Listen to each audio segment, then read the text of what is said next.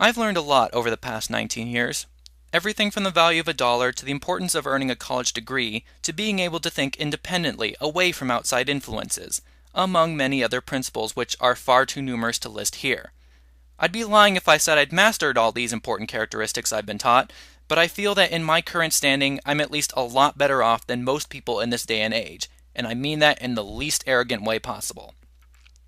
When I think back to how the world was when I was a child and adolescent, and then take a glance at how much it has changed now, I'm quite frankly worried. Not for my future, but for the future of the world after my generation has passed. While the 90s and early 2000s were by no means perfect, they sure didn't have the same stupid shit as this generation of today. Whether it be the deterioration of quality in entertainment such as television, music, and movies, or simply the abhorrent trends in which the youth portrays itself and communicates, anyone who is currently over the age of 18, if not very close to said age, would most likely agree with me when I say that quite frankly, this generation is going to make the weirdest grandparents. But as much as I would simply love to end the video here, I suppose we should explore this little theory of mine, no matter how much I really don't want to. Let's begin with swag. What does swag mean, you ask? According to a normal dictionary, swag is an ornamental festoon of flowers, fruit, and greenery. But according to Urban Dictionary, swag is an English misinterpretation for the description of the walking trends of the Scots, commonly viewed as the way someone presents themselves. In other words, swag is a modern replacement for the word cool, which apparently is outdated now. Somewhere down the line we must have decided cool was no longer a relevant term to use, so we replaced it with something stupid instead. If someone proudly proclaims they have swag, then they are boasting about how cool they believe themselves to be. While any sane person would view swag as a ridiculous dismissive display of childish arrogance, it saddens me that young females of today treat swag as if it's some sort of superpower, invulnerability, or gift from God. Ladies, if I may, please allow me to offer this sentiment to you. If you are going to fall in love and marry some teenage hoodlum simply because he believes he has swag, please be fully aware of the consequences you are going to face upon marrying him. Swag will not pay your bills. Swag will not raise your children to be productive and responsible. Swag will not put food on the table. And most of all, swag will not guarantee you a life of eternal love and happiness. YOLO. Unlike swag, YOLO is actually an acronym. It stands for You Only Live Once. The reason it has become so popular with this generation, I can assume, is only because they feel it has some sort of deep, optimistic wisdom about living life to its fullest potential. However, as many have grown to realize, YOLO's fearless life principle is seriously flawed because it's being misused. According to the acronym, we only have one short life, and it is therefore beneficial to get the most out of the time that we have on this earth. People claim life is short, and while I do agree that time moves faster than we'd like it to at times, it's a pretty long time if you stop and think about it, since the average healthy human being can live up to be 100 years. That's a pretty long time to get something done.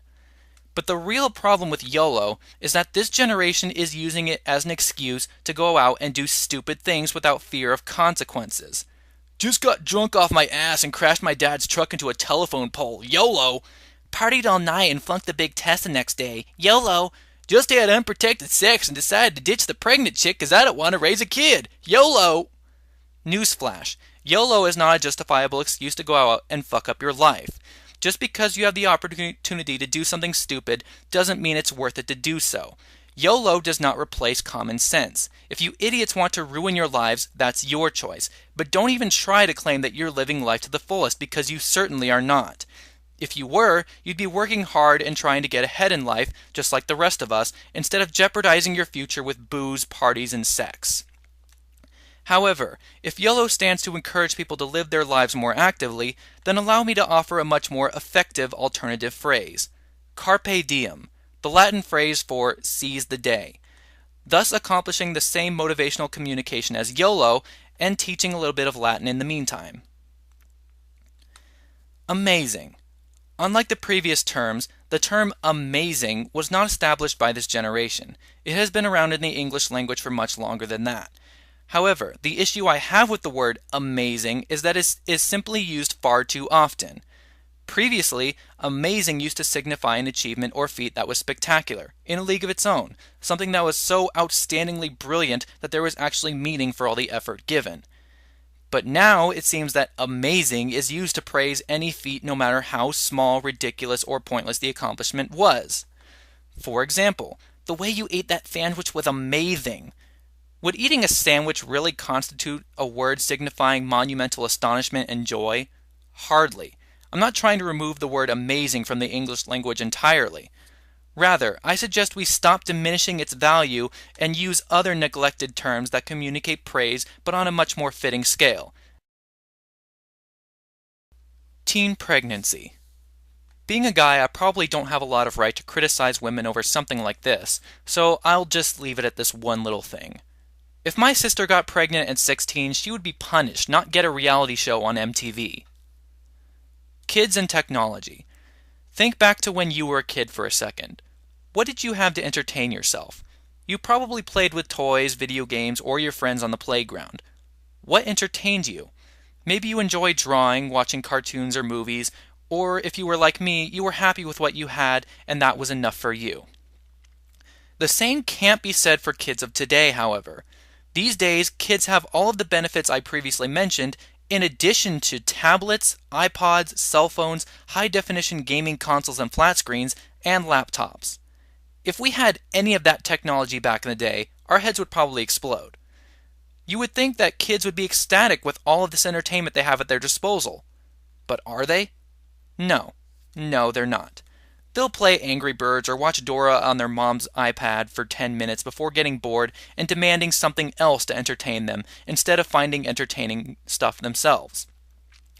Kids these days are way too privileged. They're not encouraged to use their imagination or creative thinking. They take the benefits they have for granted because they're not being taught to appreciate one's fortunes like they used to be. Plus, technology has only advanced to the point of being more convenient rather than innovative. Has there been any mind-blowing inventions in the past decade or so on the same scale as when the television, the computer, or the car were invented? No. It's almost like we're running out of ideas, so we're just polishing and churning out newer versions of existing tech just to convince the public that these are brand new ideas when they are far from new in reality. And that's where the problem lies, in my opinion. If the masses are too lazy to innovate or think of something that is new and is actually useful or life-changing, then why shouldn't kids be too lazy to be creative or find their own entertainment? It's not the kids' fault for being spoiled, they don't know any better. Society says it's okay to be lazy, so that's just what this generation is doing. Entertainment. Lethargy is a major problem with this generation in more ways than one. Why do you think there's no obesity epidemic in this country? Because people are too lazy to exercise regularly and are simply content with their current dieting habits. I'm not trying to point fingers since I'm guilty of laziness too in my own ways. Why do you think this video has taken so long to produce? But the habit is most abundant in the entertainment industry. Cartoons. I'm not a fan of the majority of today's animation lineup, and it's not because of nostalgic bias. I legitimately think a lot of cartoons today suffer from lazy production value in writing. Why do you think Annoying Orange got a cartoon in the first place? Because Cartoon Network was lazy enough to just plug something from the internet instead of searching for real upcoming gems? Why do you think SpongeBob is still airing new episodes? Partly because it's not under the same director, but mostly because frankly, these animators just don't care anymore. The old SpongeBob had charm and clever writing because effort was put into it, but now they're taking the easy way out and just resorting to slapstick and loudmouthed idiot humor, which I believe is the lowest form of comedy next to toilet humor. Not all cartoons suffer from lazy writing, though. Regular Show is decent, and from what I've seen of Adventure Time, it's at least trying to be the exception. I'm not saying all cartoons are bad, and if you like the cartoons of today, good for you.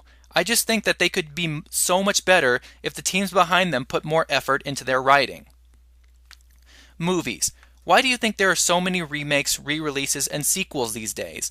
My theory is that the industry is running out of ideas and is too lazy to produce anything innovative. Unfortunately, when innovative films do show up, they hardly get any buzz at all. But that shouldn't be a deterrent from trying anyway. Any fresh or inspired film would be a welcome change instead of seeing a Shrek 5. Music. Auto-tune. Need I say more? Why strive to have any talent at all when you can be lazy enough to just let technology alter your voice and make you an instant celebrity, just as so many others have done already? I know what you're thinking right now. Okay, wise guy, if you think everyone is being too lazy, let's see your innovation.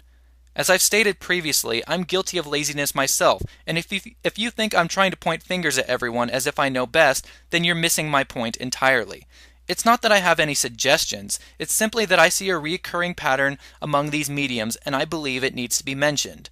We're all lazy for one reason or another. I'm not implying that we should become superhumans and get everything done the first time, because that's simply impossible.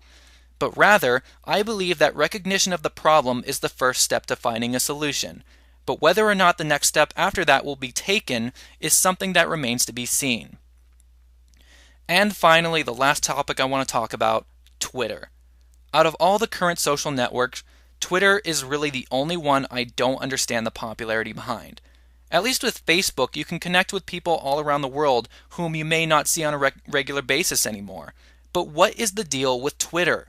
So you post something you think is funny or witty and people reply to you. Don't we already have Facebook for that?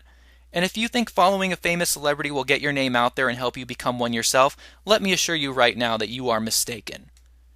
To me, Twitter appears to be nothing more than a way of showing how many people think you're funny or clever in everything you say, as determined by your number of followers.